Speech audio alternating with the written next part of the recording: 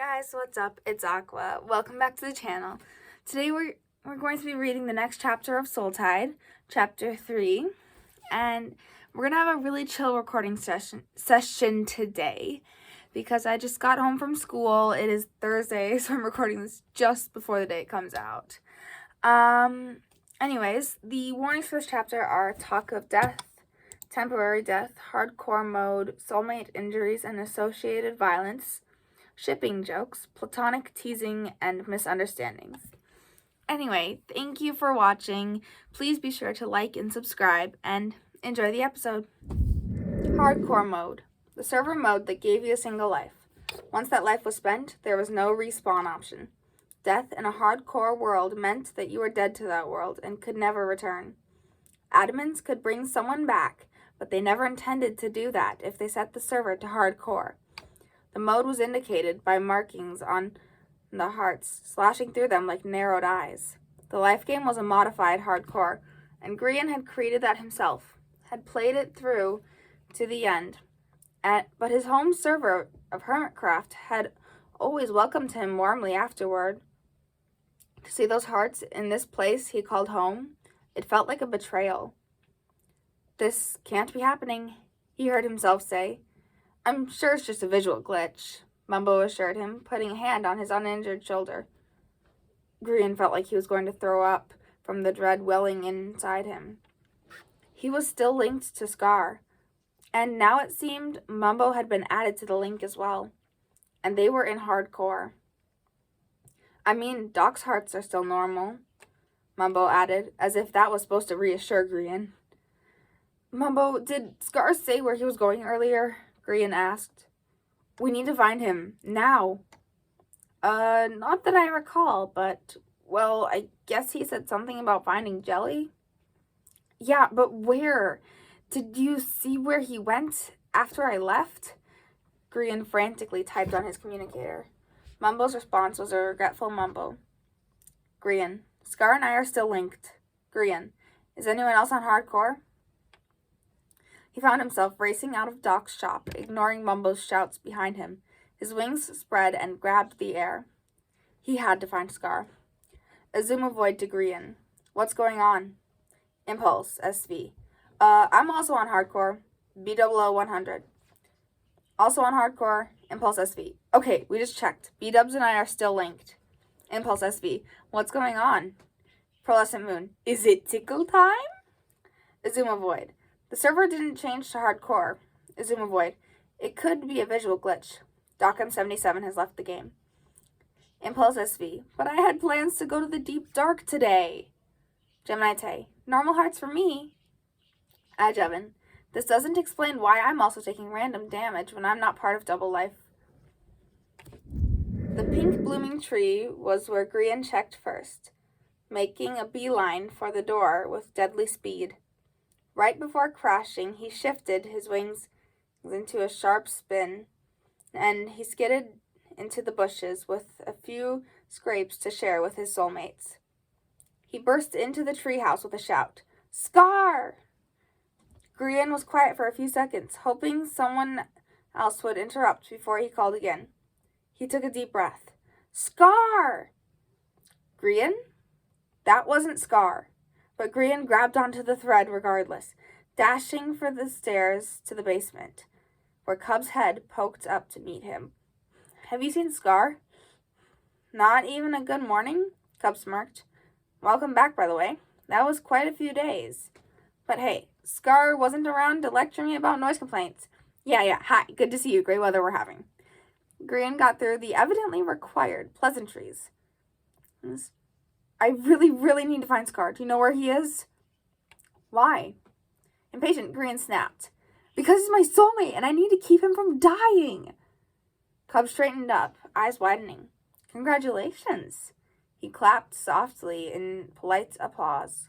"I fully support you, Grian. Scar is just the kind of guy who will be completely swept off his feet if you go into the relationship with this kind of dramatic approach." Grian wanted to scream at the ridiculousness of everything that was happening. Instead, he just threw his hands up in exasperation and cursed the glitch that caused all this chaos. "No, it's about Double Life, Cub, my game where everyone's paired up and we call our teams soulmates. There's been a glitch, and the mod I created is affecting us on this server. Cub was silent for a moment, considering his words. And you're linked up with Scar. Yes! I thought you meant the other definitions of soulmates. Sorry about that. Do you or do you not know where Scar is? Grian pressed. Nope, sorry man, Cub shrugged. Haven't even checked my comm since last night. Grian definitely screamed then. Off into the air again. Grian was tempted to spam rockets, putting on his goggles so he could better see between the woods and buildings down below for any speck of that elf, matador, mattress store, whatever Scar was styling himself as at this time of day. But if he got distracted for just one wrong moment or mistimed landing, that would be it. 0 hearts. Banned off the server. Scar could have been underground for all Grian knew, mining, caving, or even have fallen down a hole. Mumbo had mentioned he said something about jelly. So maybe he was searching far-off villages, or maybe it was the pandas again. Grian didn't even know where a jungle biome was in this server. He knew Scar had started laying out construction for a megabase somewhere, but he couldn't remember the coordinates. He checked his communicator, hoping against hope that maybe Scar had sent a message right before someone crashed into him and everything went sideways. They hurtled through the air.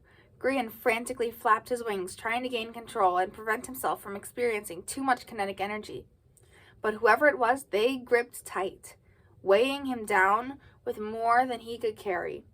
Red overcame his vision. Red eyes filled with anger at the sight of him, a green life. Tango snarled at him, barking words at him that were lost in the speed at the speed they were plummeting at. I'm on hardcore, Tango, Grian shouted into the rushing sky. Hardcore, Tango, hardcore, I'll die. Maybe he heard Grian. Maybe he could read lips. Maybe Grian had accidentally clipped into a shared audio channel. Tango's eyes lost none of their fire, but he snapped open his elytra wings. It wasn't much, but elytra worked much differently than bird wings. But together, Grian and Tango managed to turn their death fall into a soar, then into a shaky landing on top of a dark oak tree, feet slipping and struggling to find and purchase on the dense leaves. Grian pushed his goggles up his forehead and breathed a heavy sigh of relief, putting a hand on his racing heart. Mumbo and Scar had probably felt the two hermits crashing into each other. In all 3 games, Grian had omitted his wings, so he didn't know how wing injuries were shared between them. His shoulder wound had healed and no longer hurt, so at least one of them had eaten something. His soulmates felt when Tango's hand burned Grian's arm. All right, spill. Tango yanked Grian off balance, then shoved him on the ground. He didn't have time to protest before a netherite axe swung in front of his face. That was an upgrade from the iron everyone had in Double Life. You know what's going on, don't you? It's your game, Tango accused. Jimmy's not even on this server, and I'm still feeling him taking damage. What is going on? I don't know. The axe pressed closer. You better know, Tango warned. And what were you talking with Doc about? Yeah, I saw that in chat. This isn't Double Life, Tango, Grian said, reaching for his sword, although he didn't want to fight. We're not enemies here. Tango didn't relent. Sure feels like it. Grian was saved by the appearance of Azuma. Unarmed, Azuma pulled Tango back, taking the axe from his hands. Hey! Tango protested, but didn't make a grab for it back. I wasn't actually going to kill him, just threaten him, give him a little whack, and that kind of thing. You can't see his hearts, Azuma pointed out.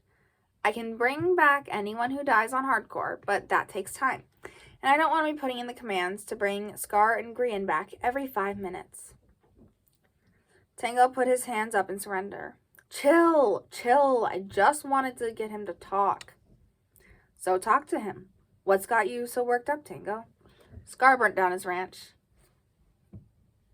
Grian got to his feet, shooting a cautious glance at Tango, in case he had a sword to pull on him as well. He winced when Azuma raised an eyebrow at him. They stole our horse, so Scar set the ranch on fire, Grian explained. So we're kind of enemies in double life? His voice went up a pitch at the end. He wasn't a master at PvP, just pranking. Double Life was supposed to be a game, a server where they never brought their grudges or hurt over to the outside. Our ranch, our base, our home, Tango raised his voice. Over a horse. He didn't even steal the horse back when he set our stuff on fire. I think you need to take a step back, Tango, Azuma said. It's fine to get angry over that, but you can't bring that here. This isn't healthy to bring to this server. Your friends here, remember? The G team? Tango scowled. Grian and Doc never just have a casual conversation. He brought it up again. They always keep their distance from each other, but today they talked. You know what it was about? As a matter of fact, I do. They needed to talk about VR pod maintenance. Oh. Tango's eyes widened, and he shot Grian an expression that dived into concern.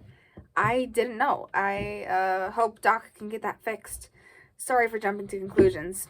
So, it wasn't some creepy, evil plan you were discussing with the resident mad scientist? To be honest, I didn't even notice Scar and I were still linked until not long ago. I thought my double life code was working fine. It happened suddenly. All Grian heard was a split-second snap, followed by the clatter of gear and shulker boxes dropping. One moment, Azuma was nodding silently but strongly, encouraging them to kiss and make up. The next, he was gone. Did he just die? Tango looked at his communicator, expression turning grim. That's a SOULTIDE death. Items crawled from the leaves and into their inventories before they could fall through, drawn inside as if it was looking for a home. The watch on Grian's wrist was bright with recent messages. Corrales fell from a high place. Azuma Void died. Yeah, that's... Grian swallowed and tried again, getting to his feet. Yeah, I think there's more soulmate pairs than just us from Double Life.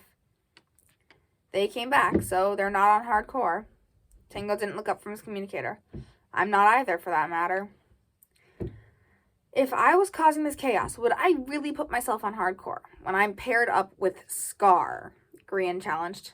Tango shrugged awkwardly with a sheepish smile. Well, at least he didn't lose any of his stuff. Grian peeked into a few shulker boxes. A lot of bones and bone blocks. By the way, do you know where Scar's mega base is supposed to be? Tango raised an eyebrow. Grian, if I knew where Scar was, I would have gone straight there and attacked him instead of you. He placed a chest. Here, toss X's stuff in there and get out of here before I change my mind.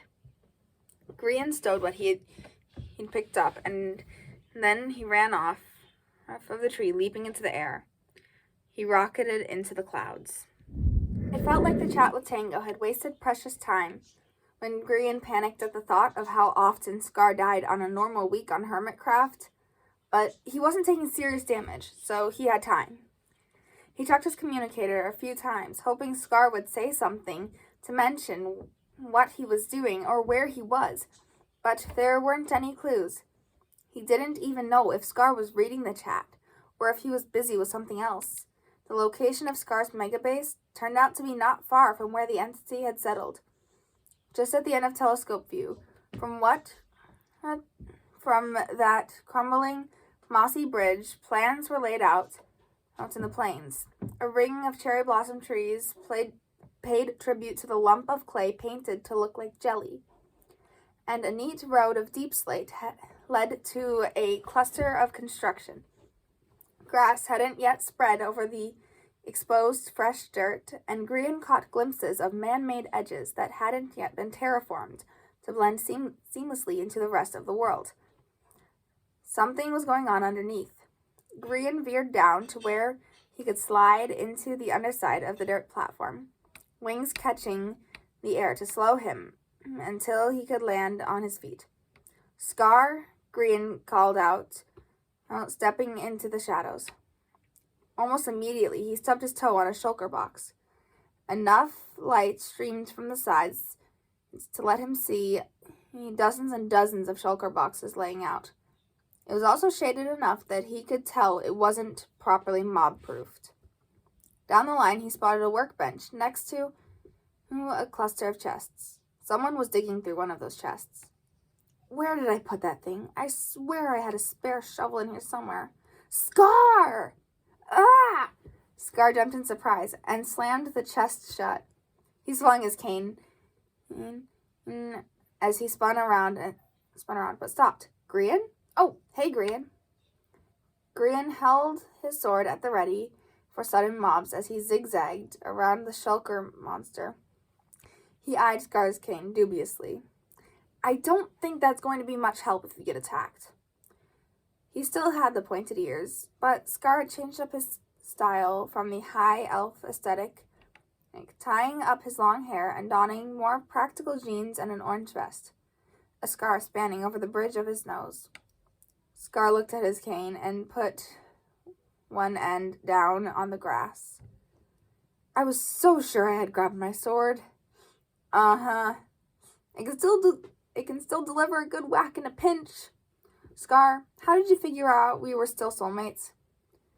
Scar's smile froze. You figured that out, huh? Well, I did create an unintentional mob farm under here, so it was only a matter of time. He considered. You remember crash landing last night and hurting your back?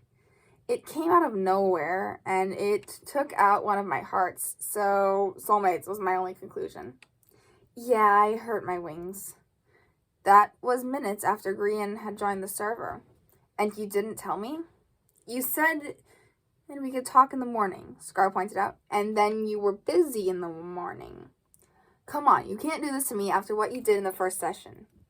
You were busy with fairies and pandas, Grian facepalmed and groaned in frustration. This was a complete reversal of that scenario. Which were very important things, Scar insisted. Last night with the back pain was also when I noticed we were in hardcore. Yeah, and you could have warned me with more than just ominously telling me not to die. I didn't know how to tell you that part. We both failed our 100 hours of hardcore challenge. Is there anything else important you want to tell me? The last part of the chaos was Mumbo's connection. He waited for Scar to say that he somehow figured that out too. To his surprise, Scar didn't. Nope. Grian sighed, closing his eyes for a moment, dragging his hand down his face. Okay, Scar, we have a third soulmate now. Mumbo did some stuff with my soul last season, so he's getting all this too. Okay, I'll admit I didn't see that part coming. Same. Grian kept a hand on his sword and flapped his wings with a tiny spit, eager to get away from this death trap. I left him back at the spawn area with Doc. It might be best if we stick around there for a bit, since all of our mega projects are still dangerously under construction. You want to get out of here and head over? Scar looked out at the shulker monster. A few low groans reached Grian's ears from somewhere. Sure, I'm still stocking up on building materials anyway. Scar opened up the double chest again, handing his cane to Grian while he dug through it. I know I stuck my elytra gear in here somewhere.